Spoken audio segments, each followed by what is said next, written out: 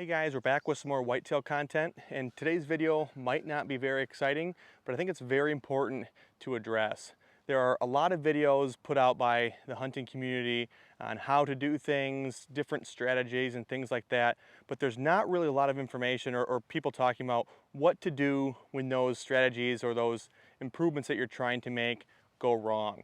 So in this video, I really want to talk about how to address failures. And maybe failures is the wrong word, really just anything that doesn't go according to plan.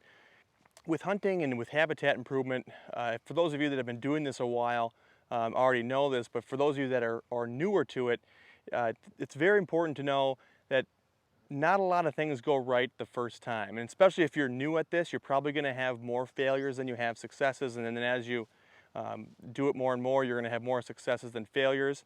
But in this video, I really wanted to talk about how to address those failures within the deer woods and how to translate them into successes.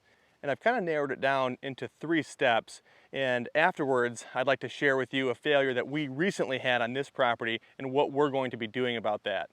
The first step would be to figure out what exactly went wrong. Now, this list is practically endless because there's so many things that could possibly go wrong with all the different things that we do for deer hunting, but that is a very crucial step in order to turn that failure into a success. So for example, you have a food plot, it's not really growing, but the reason that it's not growing is because you're not getting a lot of sunlight into the area. So you've addressed the problem, food plot's not growing, you've figured out why it's not getting enough sunlight, which then brings us to step 2. And the second step would be, what can you do to fix the problem? So for that same example, step 2 would be, what can you do to fix it? Well, you need to remove more trees in order for the food plot to receive the required amount of sunlight. And that then transitions into step 3, actually doing it. So that would be you going out and cutting down those trees to give your food plot the required amount of sunlight. So it's very simple. Identify the problem, figure out what you can do to fix the problem, fix the problem. And I'll give you guys a real life example from this property right here. A few weeks ago, we shot a video on how to establish a clover plot. If you haven't seen it, I'll link it above, but I'll also kind of splice in some video so you can kind of see what it looked like. I'm standing in the area we shot that video. This plot right here used to be probably 95% perennial clover, and look at it now. It's dead. About a week after we shot that video, West Michigan and practically the entire state got 7 inches of rain in 5 days. Now, I won't go through all the details and how exactly it works, but essentially my neighbor's field is tiled into this food plot.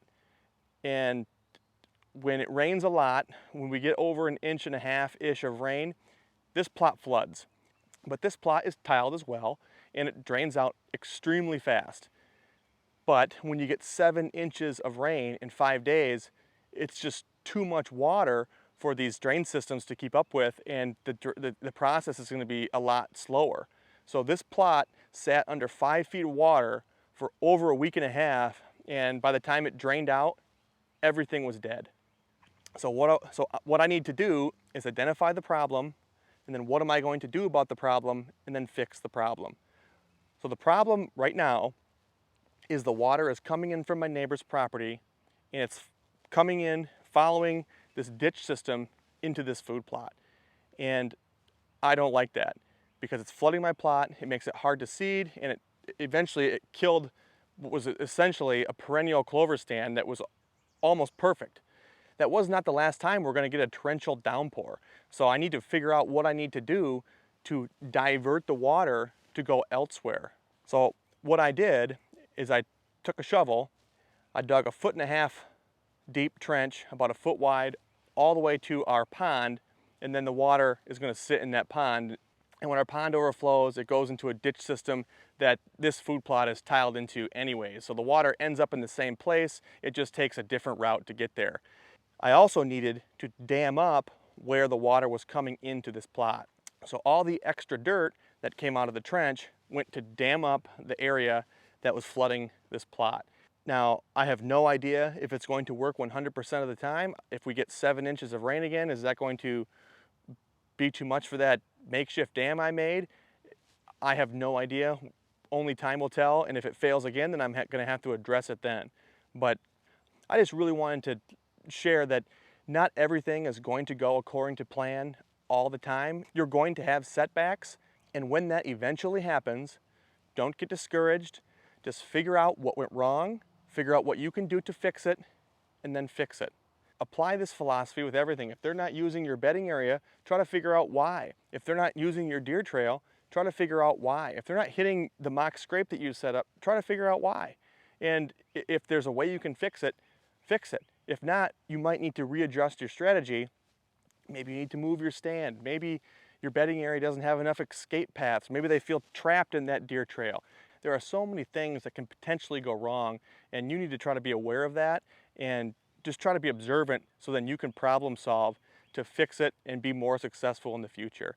Just because someone is showing you all the good things all the time does not mean that nothing ever goes wrong for them. Everyone has these failures, but what separates the people that have consistent success is how they adjust to their failures. They figure out what the failure is, they figure out what they can do to fix it, and they fix it. Hopefully that makes sense. But if you guys have any questions, maybe on what we're going to be doing with this plot going forward, or really on failures in general, feel free to drop them in the comment section below. I'll get to those as soon as I can, and we will see you guys in the next video.